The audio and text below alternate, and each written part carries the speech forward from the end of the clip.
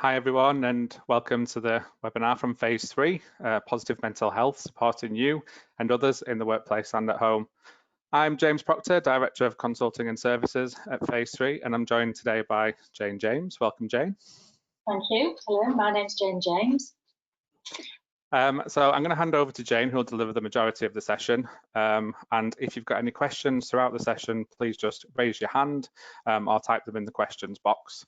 And there are some interactive aspects of the session as well, some polls and some questions. So I hope you enjoy it. And Jane, over to you.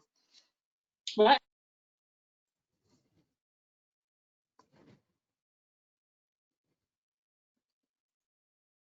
Are watching this outside.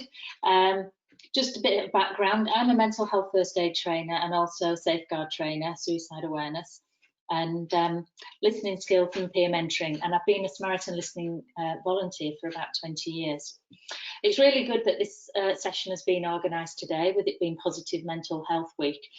And it's really important is mental health, and that's what we're going to be talking a little bit about today. Before we start, I just want to let everybody know that some of the subject matter that we're talking about today could actually be a bit emotive for somebody. So I want you to actually look after yourselves, and if you need to take time out, please do so. And if anybody wants to talk about any issues or anything afterwards, the contact details will be there at the end. I will also be signposting some other organisations that you can contact if you feel that you need to. So just to let you know that that's out there anyway to start with. So what we're going to talk about today, we're going to do a bit about emotional health, about stress, some helpful strategies, self-care, which is really important, and then we're going to go on to helping other people, how you can help those other people, and what sort of listening skills you might need. And then translating skills into people management, and as I said before, some useful contacts, and our own mental health promise to ourselves. So let's start. So what we want to start off with is just to do a quick poll. So I want you to think about how you feel that you yourself are coping with this pandemic and its impact. So I want you to do it on a scale of 1 to 5, with 5 means you're coping brilliantly and 1 not so well. So if you want to just take time and do that now. Okay, so I'm just launching the poll now. It should appear on your screen and you should be able to select a choice and click submit.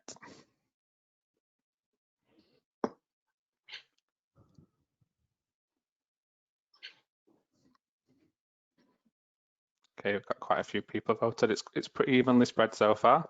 I'll share the results once more people have submitted their responses.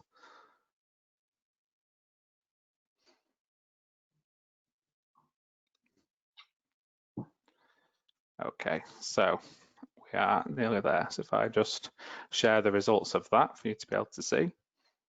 Right, so well, that's encouraging that we've got no number ones, but it's okay if you are feeling that you're not coping at all. You know, I know it can be embarrassing to put that down, but good to see that 29% feel that they're coping really well, and then around the middle of the road, 2 to 4s is where the majority of people are. So that's interesting and quite expected, really. So you know, it is having an impact on us all, is this pandemic, without a doubt, and so thank you for sharing that. We're not going to do any more with that. I just thought it'd be interesting for everybody to see, but also to see how we're all coping with that. So thank you for doing it. I don't think I've got the mouse again. There we go. So let's just talk a little bit about emotional health and what do we mean by emotional health. Having good emotional health is not about being happy all the time, and there's nothing worse when people say, oh, I just want to be happy, or I just want my children to be happy all the time. But if you're happy all the time, how do you actually know that you're happy? Because your emotions go up and down, and so they should, you know, and sometimes you'll have down days and some days you'll have good times, you know, and it's when you're down here, it's having those strategies for getting yourself back up there. And it's all about your sense of well-being and your ability to cope with different things that life actually throws at you. And it's often hard to see how people are coping emotionally. Physically, you can see a lot of difference. You know, if somebody's broken an arm or a leg or something, you can see that maybe they're not coping. But when it comes to emotional well-being, it can be quite difficult to actually spot, you know, that they might not be in a good place, because we're all put on this brave type of face, don't we? But physical health and emotional health are not completely separate. They are linked. You know, having poor physical health affects your emotional health and vice versa. So we've got to really think about emotional health and what's really important with that. So what is emotional health? Well, we've just talked a little bit about it. So you can go from having really good emotional health and coping really well, you know, like we've got a lot of people there, I think it was it 29% who were coping really well, to the other side where you might be struggling to cope. But you can move up and down that arrow from side to side throughout the day, because it depends what life's throwing at you at that particular time. So it can go from up there and down there, but as long as you can keep going back towards the good emotional health, you know, that you've got something there that actually helps you to get back to that. People with good emotional health are able to keep their problems into perspective. In other words, that they can have some control over their thoughts and feelings and behaviours. However, lots of things can be thrown at us that can cause us to have, oh, there we go. So let's think about the things that actually can affect our emotional health. They will have a knock-on effect on other things, but stress is a big one. And I'm sure we've all had stress or going through stress at some point. Got family problems, relationship problems, and I know sort of being in lockdown that can have caused or exacerbated some problems there with relationships, whether it's family or partners or whatever. Money troubles, again, another thing that's been exacerbated with furlough and people not in work and losing their jobs. Boredom, we'll say more for that one. Work, of course, you know, there could be a lot of questions around whether or not work will be there when it's all over. Feeling unconnected with the world, you know, that's a big one. We're in lockdown. Some people now might not be able to go out if they're shielding, and feeling a bit unconnected with the world. Peer pressure, again, you can be looking what everybody else is doing and feel that, you know, why am I not like that? I'm being pressured into doing things, and bullying and these sort of things can happen anywhere, whether it's on social media, whether it's, you know, face to face or whatever. Bereavement, I'm sure there's an awful lot of people who are going through that at the moment with the number of deaths that we're actually seeing, and not just from COVID, but from other things as well, because that doesn't seem to be taking any precedent at the moment, but bereavement is a really big one. Obviously, we've talked about the lockdown and feeling isolated if you're living by yourself and you're in lockdown, you're not able to go out and talk to people. Physical illnesses, which I've mentioned again, and then we've got body image, you know, and how you feel that you are. And then not sleeping, and not sleeping can, you know, affect all those things, or all those things can affect you not sleeping. So there's all sorts of different things that can affect your emotional health. So what we're going to do now, I hope you've all got your pen and paper. I want you to have a think about your own stress bucket. We call it stress bucket because it's, you know, it's a good way, stress container, stress bucket. Now, everybody's stress container or ability to deal with stress is different. And this can be affected by your upbringing, what things have happened to you in childhood, any trauma or anything. And anything happened to you in growing up or, you know, in your life has affected the size of your stress bucket. But that doesn't mean to say that it's set in stone. It isn't, because if you're having good emotional health and you're able to have a lot of resilience, your stress bucket can actually start to get bigger and you can deal with stress in a different way. So have a think about what's in your stress bucket right now and what causes you stress. So I'm just going to give you 2 minutes to make a list. If you put that title up, what causes you stress, and then just write underneath that. If you can't think of anything now, you know, you can just jot a few things down. You can always come back to this at another point. There's all types of different stresses that we can have. We've got like physical stress with late nights, binge drinking. Although a lot of people, maybe they are doing that. Overeating, illnesses, drug use, etc. There's environmental stress, poor housing, isolation, employment, moving home. Although I don't think many people are moving home right now. And then emotional stress, which we talked about a bit about, with relationship problems, peer pressure, marriage, leaving home, conflicting cultures. And then acute life events, which we talked about a little bit, with bereavement, accidents, arrest, imprisonment, fighting, pregnancy, rape, assault, physical illnesses. And then chronic stress, which is things that are going on and on and on, which is like accommodation problems, debt, prolonged drug use, or alcohol misuse or addictions. So there's all different types of stress. So have a think what causes you stress. And if you've got too much stress, what can actually happen is that your stress bucket can start to overflow. And this is when other problems can start happening. You know, whether it's your mental health takes a bit of a dip or a dive. And that's what can happen when your stress bucket starts to overflow. So the one way to actually stop this bucket from overflowing is to put a tap on the bottom and let out some of that stress or that water. And that's one way to let some of the stress out. And that would be in coping strategies. So if you now write down what are your coping strategies as a title, and then think about things that you do, that you could do that actually help you relieve stress. That's the important thing. What would you do to relieve stress? And I'll just let you write down your own, because then we're going to go through a few strategies. If you haven't got time to do it now, or you don't want to do it now, or just leave those titles up and you can always go back to it, because it's quite useful to write this down. Because when I first did this, it's quite important, quite interesting, is that 6 months later when I went back to it, everything that was causing me stress was no longer in my life anymore. They'd all been dealt with, and you know, things had happened as they did. So it's like worrying about things that are going to happen. Did they actually happen? Not really, no. So it's quite interesting, because stress can be something that's just transient, and it can move on quickly. Okay, then I'll leave that one for you to have a look at yourselves. So let's think about some of the unhelpful strategies that we can, I suppose, indulge in sometimes. Alcohol. I know it is a bit of a standing joke in lockdown, but everybody's drinking more alcohol, but I guess that is true, that we probably are.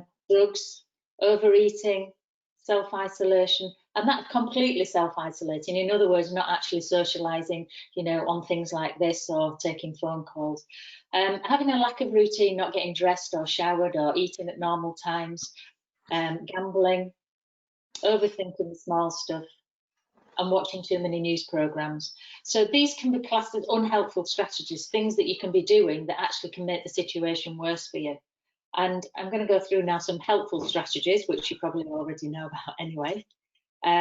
Getting enough sleep, and let's put 7 to 8 hours a night there. And somebody was shocked when I said this to them, because they probably only get 4 to 5 as this person. But actually, that is the average of what they say is good for humans. That's what we actually need. Eating healthily, you know, fruit and veg, and maybe not overeating. Exercising, but do whatever you like. Exercising just conjures up, you know, going jogging or running or something, which is a big turn off for a lot of people. But it can actually be anything, just walking around, dancing around the house, doing some gardening, but just getting out and getting that your heart pumping a little bit quicker.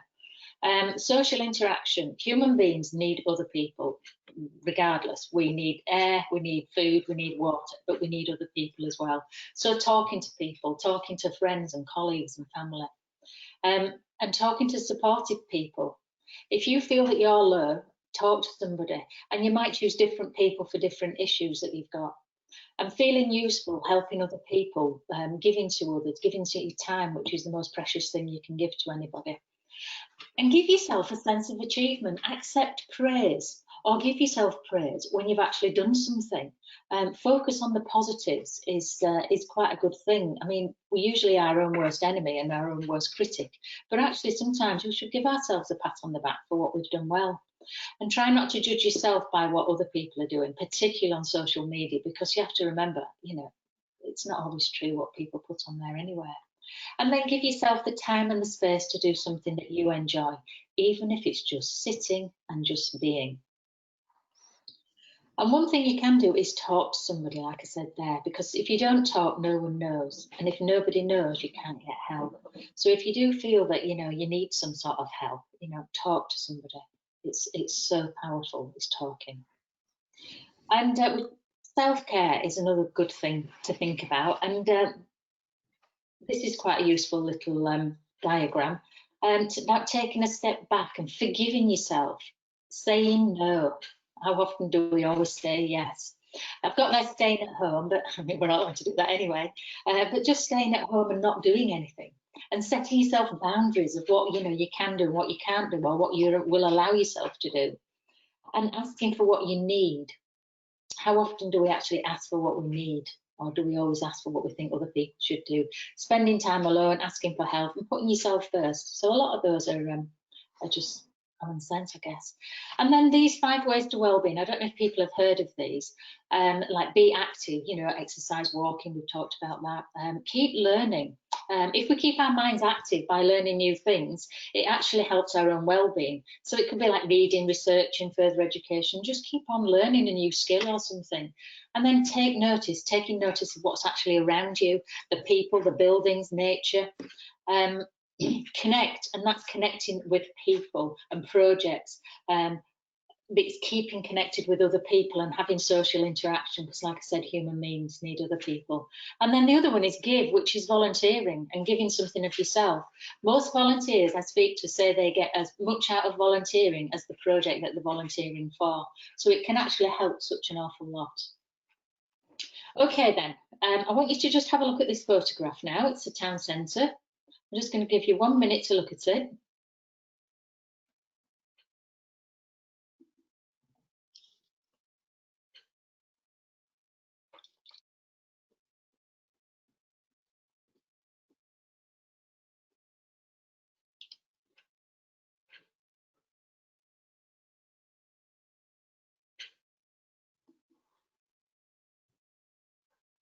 Okay then.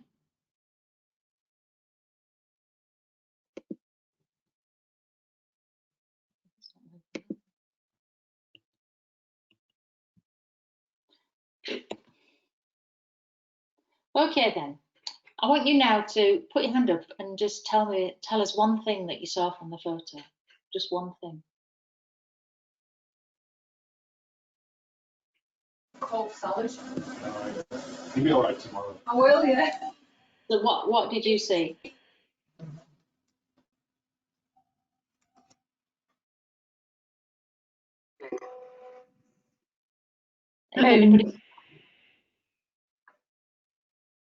Has anybody got the hand up with anything that they saw on the photo? Balloons. What, sorry? Balloons. Balloons, thank you. Anybody else?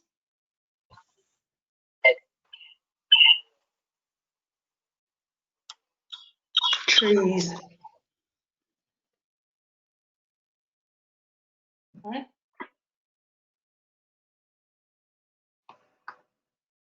Have we got anything there? What was that? So it's trees, NatWest Bank, somebody said cycle. So we've had quite a few people typed in the box. Cycles. NatWest Bank, balloons, yeah. A market stall. Right, so we've got quite a. Is there any more coming on? No, that's it. Right, thank you. So thank you very much for that. I know there's, what is it, 29, 30 people on at the moment, so the chances are we've all seen something. There's a bit of background noise there. Somebody's still muted, unmuted. Yeah. So we all look at the world in a different way. Is somebody unmuted? Sorry, I fixed it now, Jane. There we go. Thank you. Yeah, so looking at a picture like that, we can all see things differently. We all see the same picture, but we all focus on different things. And that's like our window of the world. So we all look at something and we see it slightly differently to the next person. It's a bit like, I guess, taste as well. You know, if you eat chocolate, to me, chocolate tastes, you know, like chocolate to me, and it gives you those sort of senses. And to somebody else, you know, their taste of chocolate might be completely different to mine, even though they love it in the same way. And that's when we see the world. We see it just from our own sort of perspective, and nobody else sees it from the way I see it. And so therefore, when you see a picture like that, everybody focuses on something or remembers something slightly different maybe to other people. So we focus on different things, remember different things, and also prioritise different things. And I know many people can get quite embarrassed if we do things wrong, or we wear the wrong clothes, or we say the wrong thing, and we feel that the world is actually looking at us and judging us. And it can have a huge adverse effect on maybe our self-esteem or our self-confidence. However, in reality, people don't actually see the same things that we see and feel for ourselves, and possibly don't even focus on those. So therefore, you know, people are not seeing it as we see it, and you know, and what we think is a big thing like that, for somebody else it's minuscule. So therefore, you know, we have to put things, what we say, into perspective, really. And I know social media can slightly be differently because, you know, pictures and things are there permanently. So what I want to do now is I want to sort of start moving on now to how you can actually help other people and how you can look out for your work colleagues or your family or friends around you. So what we're going to do now is we're going to do an activity. So everybody, I'd like you to join in this if you've got your pen and paper. And so if you get that ready, what I'm going to do now is I'm going to give you some instructions. And what I want you to do is draw or write, whichever, you know, draw what I actually say. I'm not going to repeat it, and I want you to interpret it as what I say. So if you just actually draw on your page, and then we'll see what people get with this.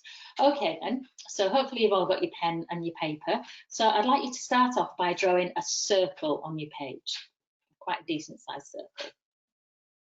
Okay, and then I'd like you to draw a smaller circle on top of that circle. And then I'd like you to draw a box shape touching the outside of the first circle. And inside that box shape, draw 3 horizontal lines. That's that way. And then I want you to draw 2 vertical lines, not vertical like that, coming out of the bottom of the big circle. And then a tiny circle inside the second circle. And 2 triangles touching the second circle.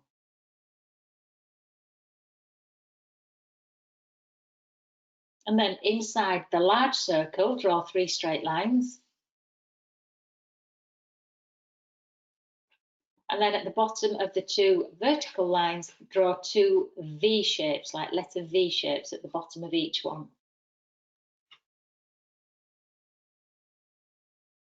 Right, we've finished there. So can you share with me what you've actually got, what you've drawn? Can you put your hand up and just tell us what you think you've drawn, if anything? Mine looks like a cat sat on a mat, but I don't think that's right. Cat on a mat, nice. Okay, somebody says a person. Person.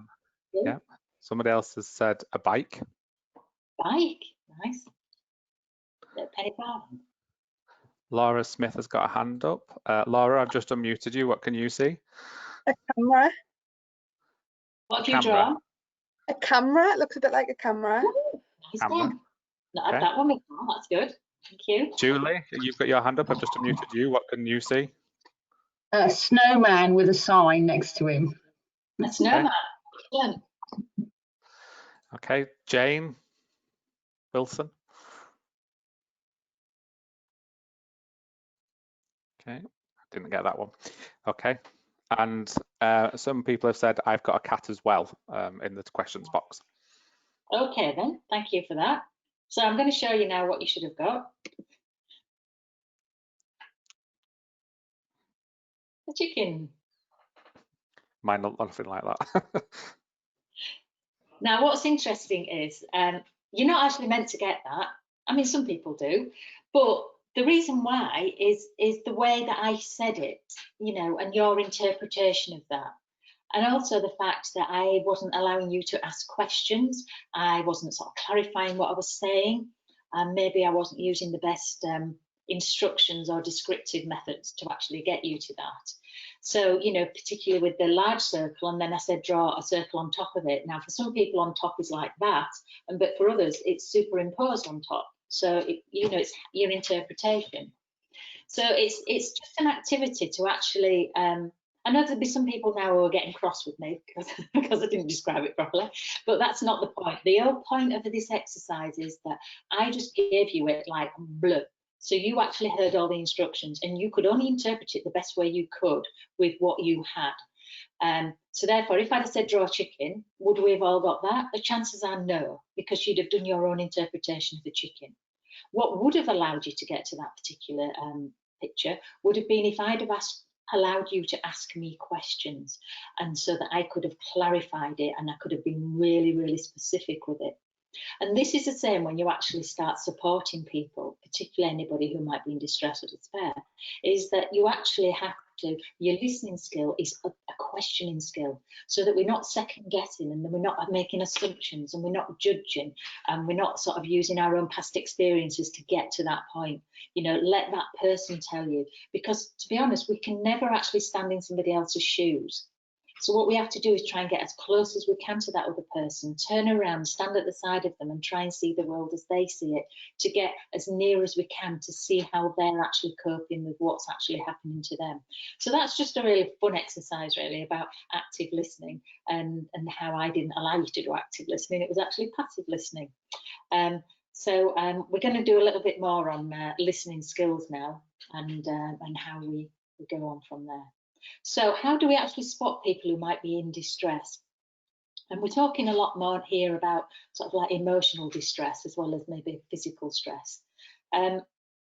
What about the hygiene and the appearance? You know, all too often, if you see somebody who's not in a good way, you know, not looking after themselves, we can actually give them a wide berth.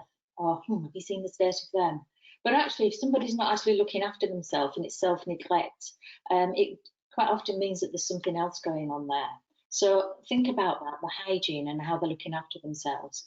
What if somebody's angry all the time? I know everybody goes through being angry or grumpy or whatever you want to say, but if they're angry all the time and don't actually, you know, can't even talk to you because they're so angry, it probably means they're keeping a lot inside, and that's what's making them angry. So, you know, don't let the anger be directed at yourself, you know, because they're not angry with you, they're probably angry with the situation that they're in. Crying, I mean, that's a bit of an obvious one really. If somebody's crying, and the chances are somebody had asked them if they're okay. And then smoking, drinking, taking drugs, maybe starting for the first time or doing it to excess. You know, there's usually something else underlying, something like that. Being withdrawn and low-spirited, not joining in. Now, obviously we're all on lockdown, so somebody who's maybe not answering text messages, not joining in meetings like this, not answering the phone, or being very sort of monosyllabic when you're actually trying to talk to them. You know, they're withdrawing themselves and don't want to join in those sort of Zoom quiz nights and things like that. You know, it could show that there's something else there, and these are all signs to spot for. Self-harm, that's an obvious one that you can maybe see the signs of. Tired and no energy. I mean, we all go through this, you know, we've seen not sleeping is one of the symptoms, but being tired at strange times of the day. And then arguing and fighting. You might hear this, you see, on the phone, but if there's constantly arguing and fighting, maybe in the background, or they're arguing with other people, there is probably something else going on underlying all that. So there are all different ways that you know, you can see more than just somebody who maybe is crying. And these are the signs that, you know, you see 2 or 3 of those, and you know, the alarm bell should start ringing. So you could see some of these. So it could be an underlying thing, and let's just want to talk a little bit now about depression and what are the signs. Well, there are risk factors for depression, which could make somebody vulnerable to depression. However, a person could have all the risk factors there are but not develop depression. And the risk factors being family history. Women are more prone to depression than men. Having a sensitive nature, because that could be a temperament, childhood experiences, adverse childhood experiences or neglect, abuse, social economic places, adverse life events like victim of crime or death or bullying, divorce, having baby, childbirth, menopause, and then some medical conditions as well. So they're all risk factors for depression. However, I have to say that a person could have all those but still not get depression, because it all comes down to the person. Excuse me. So what are the signs that we might be seeing in sort of our friends, family, work colleagues, whatever? Well, or even in ourselves, you know, it's recognising it in us as well. So unusually sad mood that doesn't go away. Lots of enjoyment and interest in activities, lack of energy and tiredness, which is one of the things we were spotting on that other one, loss of confidence, having poor self-esteem, feeling guilty when it's not their fault, difficulty in concentrating or even making decisions. You know, and I think that's an interesting one, is not being able to make decisions, because that can actually happen, because again, it's all to do with like this lack of self-confidence and poor self-esteem, thinking that their decision won't be valid anyway or won't be good enough. Changes in eating habits, eating more or eating less or eating different things, and said before about alcohol and things like that.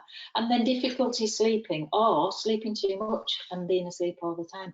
Now, if you spot some of these, it doesn't mean to say that they've got depression, but it could then, if not treated or looked into, it could actually move on to depression. But if somebody's actually displaying quite a few of these, the chances are, you know, they could be going down the having depression. So, you know, it's getting help to them at the time that they actually need it. So, if you spot any of those signs, or you see any of the signs for depression, what can you do? What can you do as a friend, as a partner or a family member? What could you actually do? Well, you can ask them.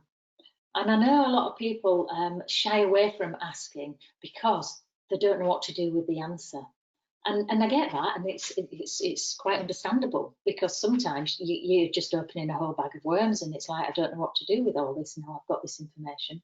But asking somebody how they feel, the most important part of that is actually listening, and listening to what they say, not second guessing what they're going to say, or, oh, when that happened to me, I did this, because all that does is shut them down and feel even more worthless, because you managed to get through it, but I'm not being able to get through it. So asking them how they feel and listening to what they actually say, and letting them actually speak. Because I feel that time is one of the most precious things you can give to anybody, because it's the one thing you give that you never get back. Once time has gone, it's gone. So if you can give yourself, you know, give to somebody else some of your time, it's a very, very precious gift. And giving somebody 10 minutes of your time can lift that person and help that person so much if they're allowed to just talk about what's going on. And, you know, what is 10 minutes in the grand scheme of things, if that's actually helped that person and stop them maybe going down that slippery slope to depression and even worse. So it's amazing how being listened to can really help somebody. So when they've actually told you, therefore, and talked maybe about an issue they might have got, it's encouraging them to seek help. And that doesn't mean to say that, right, you're going to drag them kicking and screaming to the doctors. It's discussing it with them. Because if you talk to somebody about different ways that they can get help and encouraging them to seek help, the chances are that they'll actually go through with that if it's their decision, or it's their decision to choose which one. So you can give an either or, you know, would you like to go to the doctors, or do you feel that we should do this? You know, so you can actually, and maybe offer to go with them. So it's encouraging them and giving them that encouraging support to actually seek the help that you feel that they might need at that particular time, and tell them this is really, really important. And I don't feel I'm qualified to help you with this, but I will support you. So let us go get some help. And by saying that, let us go get some help, again, they don't feel so isolated and on their own, but it's them that's actually seeking the help, and you're just supporting them to get that. And of course, whenever you're supporting somebody, is not to take all their problems on yourself. It's so easy to think, well, I know the answer to this, I know how to do it, I'm going to sort this out, I'm going to go to this, I'm going to get this, and I'm going to get an appointment, and I'm going to make sure they go.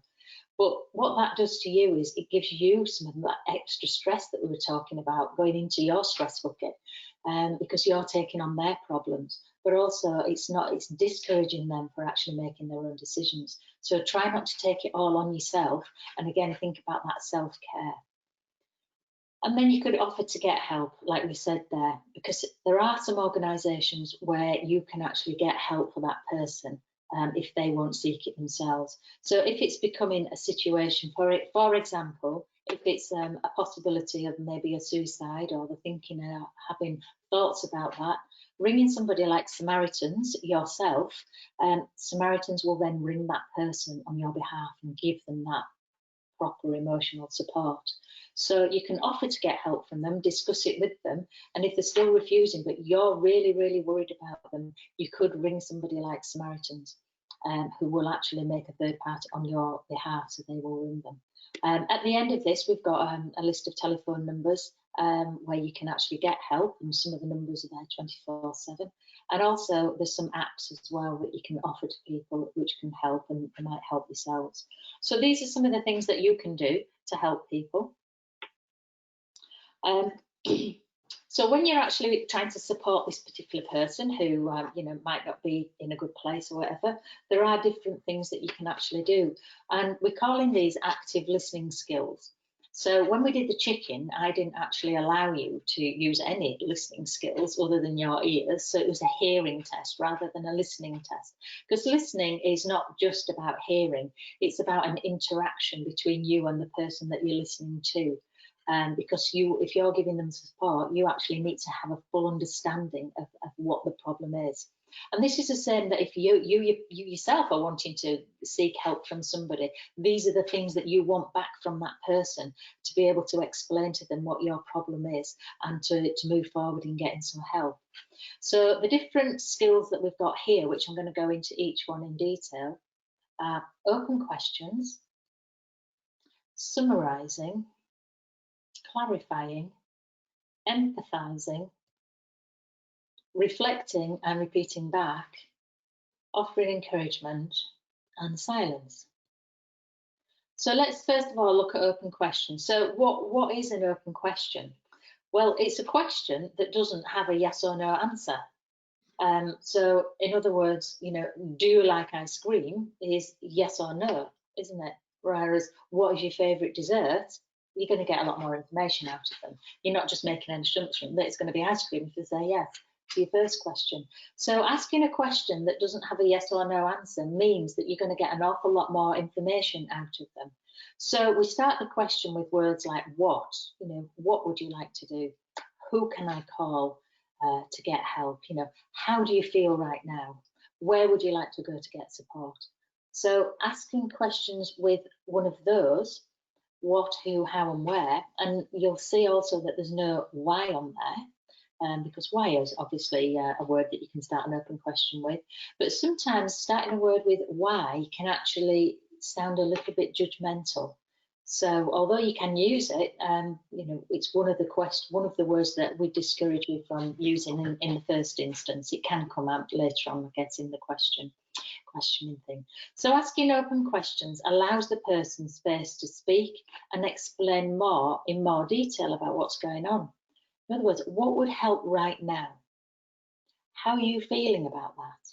And what's your main issue that I can help with? So when you're supporting people, those sort of questions can actually really sort of focus the person. So things like, what's the main issue that I can help with? You know, they can actually maybe then start to think about what the issue is, and then maybe what sort of help they would like for that. So open questions is really important. Now, I might think that we all, you know, use open questions all the time. I guarantee we don't. You've often heard in the supermarket that parent speaking to that child, you're all right, aren't you? So there's no other answer other than fine, or a grunt, and then they wonder why they get a grunt or a fine. But yeah, we can sometimes ask a question and actually answer it in asking the question, which then allows the person no space to actually say what they actually want to say themselves. I do a full day on listening skills, a training session for a full day, and we do lots of activities around this, and everybody thinks it's easy to ask open questions, but you find that it's not, and you have to turn it around within your own head to make sure it is an open question. So have a practice tonight when you're it's like the generation game with the gong. Yeah. Summarising. This allows you to check your own understanding of what that person's actually said.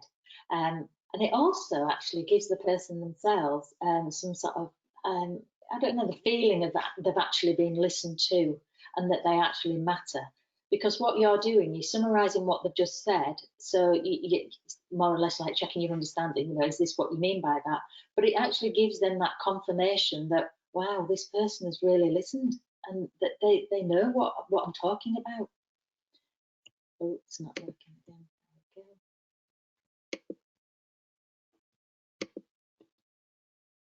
Have you mixed there?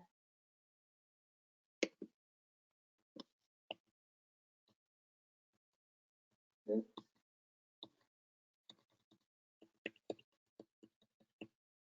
Oh, it's summarising. Open questions. Let's go back again. Right, we're on summarising.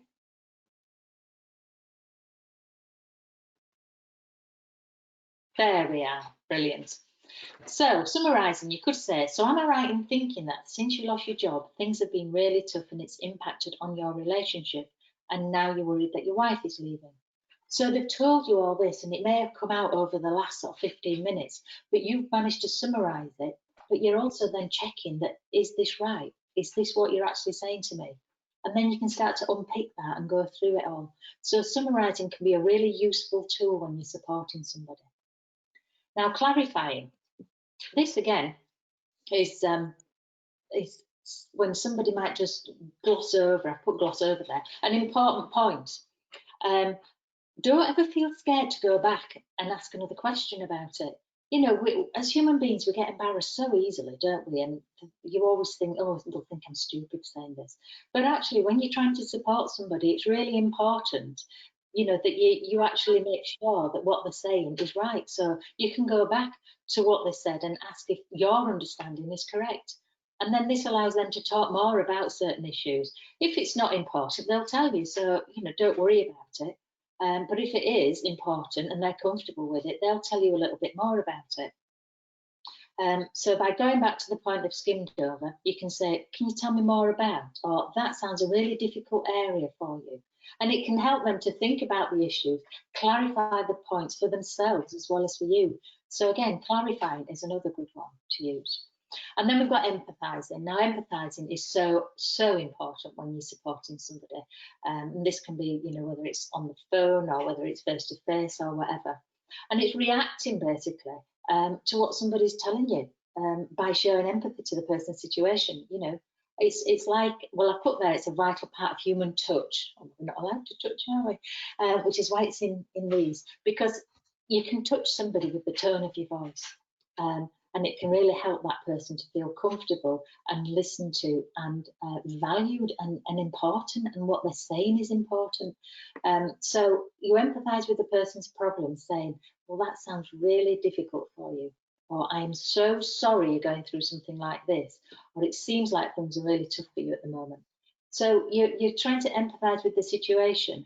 And again, when you empathise, it's getting as close to that person as you can and turning around and trying to see the world as they see it. So in other words, trying to walk in their shoes. And empathy is so really, really important and so useful and valuable. It's probably one of the most valuable listening skills that you can do, is to empathise with somebody, because then they feel that they're in it with somebody else and they've got that support at the side.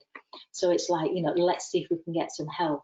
And saying it in that way lets us get some help. They no longer feel completely alone, and you're empathising and you're getting them somewhere, and you're part of a team together. And then what about repeating? Now, that's not just repeating over and over, but repeating back a word or phrase that they've used, so you're using their words, can really help. And sometimes when they've said something, you can repeat it back in such a way that you make it into a question. Because using their own words, and we use this quite a lot with like email replies and things, using that person's words, because then they feel that they've got a connection with you. So if they say something like, everything's just too much, you could just say back, everything's too much. And you use an intonation in your voice to lift it into a question, and then they will think more about what they've just said. But also it makes that connection as well, because you're saying what they've used, their words, and it makes people feel really comfortable. And it's the same when you use the person's name. If you get the person's name and you use that in conversation and tell them your name, again, it makes them feel so a bit more of a connection with your person, with you and as a person. And offering encouragement, and this is basically just the easiest one of them all, because we all do it anyway. I mean, I'm, as I said, I use the telephone. I'm on the telephone with Summarising quite a lot, and quite often I'm nodding away as I'm chatting on the phone. Now, they can't see me doing that, but they might be able to hear it in my voice. So using short words of encouragement can really give that person to find the courage to keep on talking. And often we don't need to say too much of that. A nod of the head if you're face to face, or you might do it on the phone as well. Or short words to let them know that you're there, you're listening, and that it's okay for them to carry on, and that, yeah, you get it, so yeah, that's okay, go on, yes, go on, I'm here for you. So short words of encouragement are really, really useful. And then silence, the silent one. Yes, it's very hard in silence because the majority of people want to fill silence. Now, if you're going to support somebody and you're going to be really listening, actively listening to them, silence can be your friend. Because what that silence can do is it gives that person time and space to think. Now, we might feel uncomfortable putting silence in there, but what it can do is it would encourage the other person to speak, but also allow them to get the thoughts in order. And it also allows you to get your thoughts in order as well. But they know you're there, as long as they know you're there because you're giving them the short words, it's okay. Take your time, that type of thing, and just let the silence become comfortable and let the silence be your friend. And avoid jumping in with questions that you just want to know the answer for the sake of wanting to know the answer. So let the person have pauses and let the silence be there, giving them time to explore their feelings. Okay then, so now I'm going to hand over to James, who's going to talk about people management. Yeah, so just thought it'd be useful for a lot of our audience who are probably people within HR and development, payroll, or people management, just to understand how these skills can be applied elsewhere.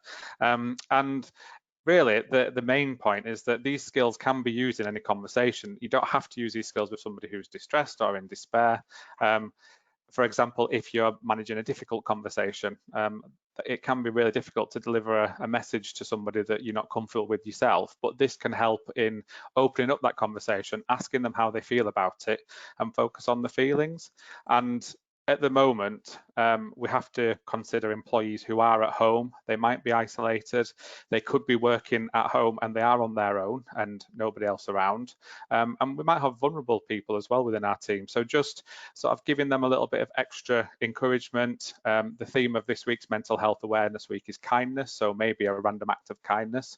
We've suggested this week that maybe you could write a handwritten note and send them a picture of it. Just a small gesture just to let them know that you are thinking about them. And from a technology perspective, what do you actually have available in your business? So do you have employee assistance programs and are they utilized? Do you have perks, things like Perkbox? And if you do use those tools, a lot of them at the moment are offering additions and freebies. So Perkbox, as an example, have offered the employment engagement section to Perkbox for free if you already have their product, so that you can help essentially just keep in touch with employees and make sure that they are okay. And if they're not okay, use these skills to have a conversation with them. And really interestingly, in the work environment, often we talk a lot about our thoughts. I think this and my opinion is, and we don't focus on how people feel about it. And it's really interesting if when you're in your next team meeting, just sit back and listen, and does anybody actually say, how do you feel about that? At the end when you've made the action points and had the discussion. And I think it's something really important to bring to the table. If you are at the moment, especially all working from home, just ask at the end of the meeting, how does everybody feel about that? Is it comfortable? Or maybe in a more open way. And in terms of if you do have some concerns about somebody, let them know. If you don't know how to deal with those concerns, then you would be able to get in touch with somebody in a third party. So as James mentioned, for example, you could maybe get in touch with Summarising if you're concerned about somebody and ask them to give the person a call and check in on them. And they don't need to know that it's you that's referred them to Summarising, but at least you would feel comfortable knowing that you'd done something if you weren't able to have that discussion with them yourself. Furlough is a big deal at the moment for a lot of people. The impact it has in terms of not just the people who are furloughed and the financial impacts if you're not topping salaries up, but also the impact on the people that are still at work, who might have some feelings of resentment about people who are at home essentially being paid. And the furlough people might feel really sad that they're the people that have been furloughed and maybe feel like they're not essential for the company. So it's again something to focus on and use the options that you have available in technology and in your communications, just to keep those people engaged with the business and make sure that you are in touch with them. and make sure that we do keep in touch. It's something that often we get questions around in terms of, can I talk to somebody who's off sick with a mental health issue, for example? And the answer is absolutely. Yes, we don't want to be harassing them, but helping them keep in touch with the workplace, just sending them an email or a text every now and again, just saying, just to keep you in the loop, this is what's happening. It can provide a really good distraction for somebody, and might encourage them to be able to return, or to be able to have a conversation with somebody at least, and ask for help. And the real key here is, don't be scared to ask. If you do think, as Jane said, that you're concerned about somebody, you can ask somebody if they're not feeling great and if they need some support. And if you're not the right person to give that support, then there are lots of organisations available, and I know, Jane, you're going to cover that. Okay. Back to you on the action calendar. Yeah.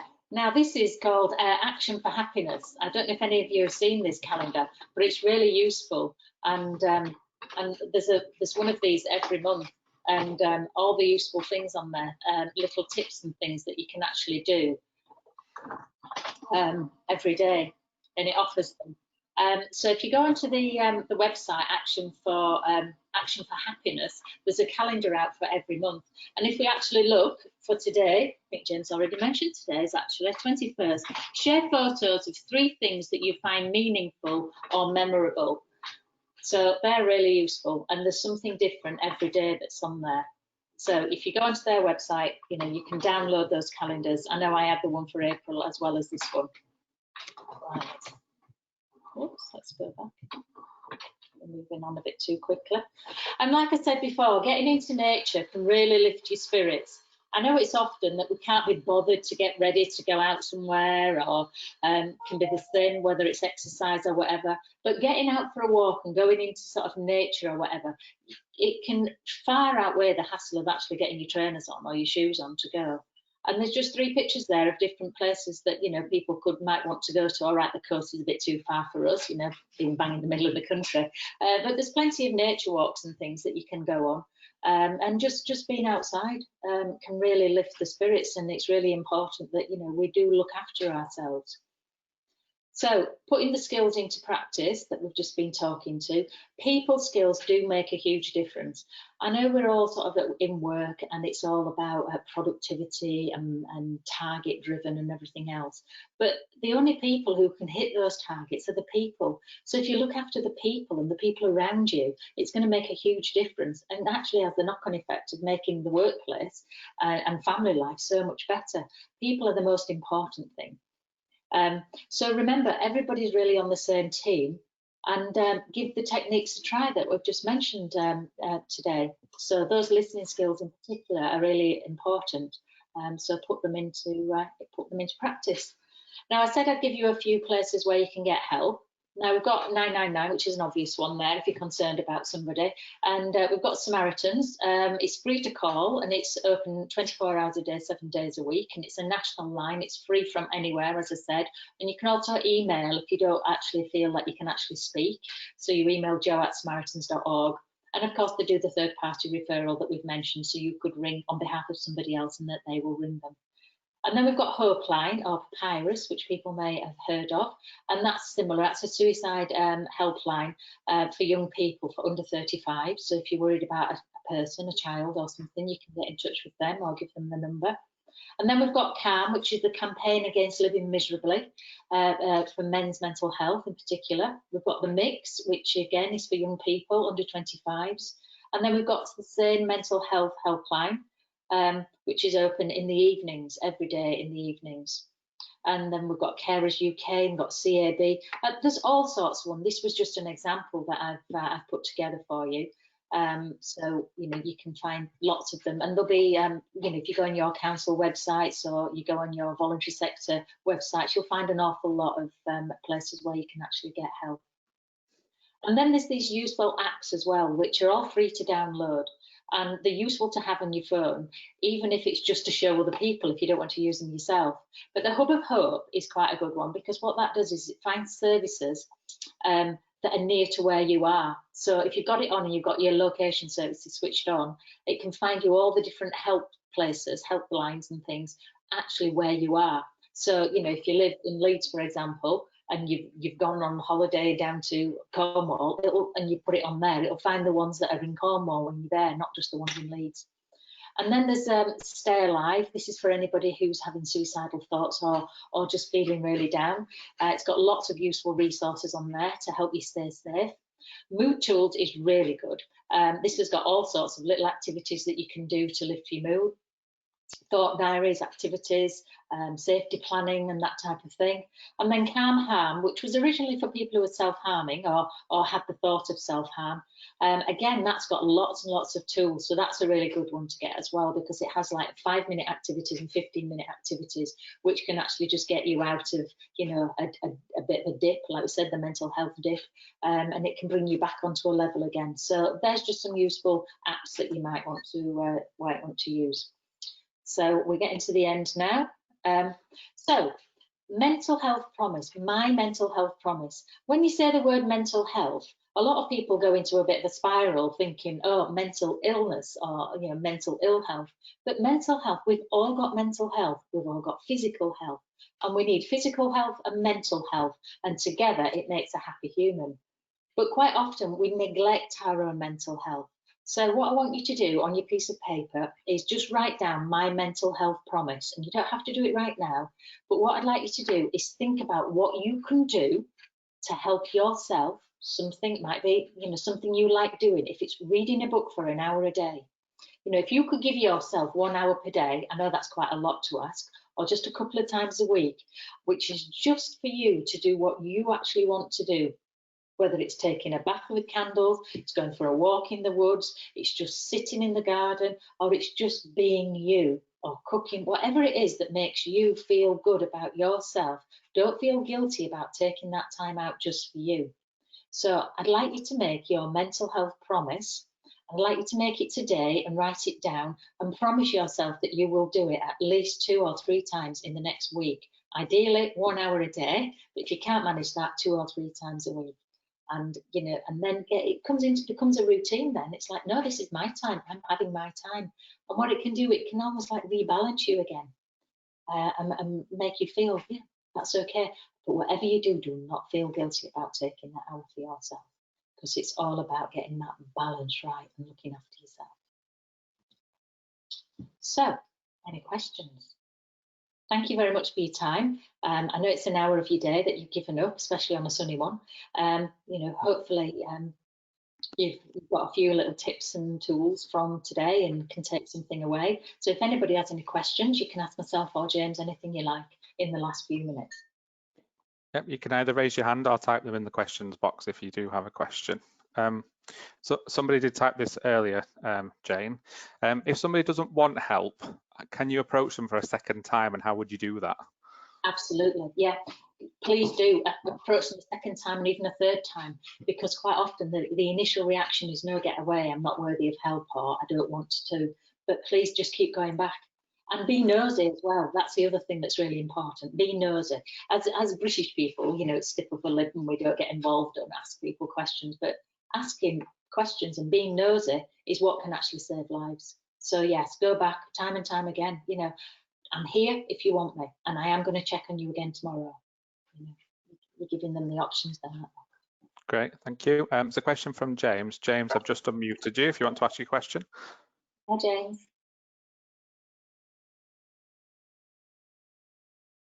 Oh, I think he's actually just typed it instead. There we go. It's just said, can you send out the list of those apps and the agencies to those on the session? Yeah, absolutely. Yeah, and there'll be a copy of the video that gets emailed out to you tomorrow at the same time that the session actually ran. There's a survey at the end when you leave as well, which you can let us know if you want any further information about anything. And attached to the handout section of the webinar is a summary of the listening skills that Jane discussed. So just conscious of the time, I'll just finish off by saying thank you for listening. As I said, please do complete the survey. Thank you, Jane, for the presentation and for the session. If you need further information or if you want to contact Jane about any of the things listed on the screen, her email address is on the bottom. And again, you'll be asked in the survey if you want any further follow-up information. And if you need any help with any of your people technology requirements, then you can look at our website, and there is lots of blogs and content on there. And in this week in particular, we're sharing lots about mental health and awareness. So that's the end of the session. Thank you very much, everybody, for joining us. Take care, and please do get in touch using the survey if anything has affected you at all. Thank you. Yes, thank you very much. Jane. Take care of yourselves. Bye-bye. Thank you. Bye.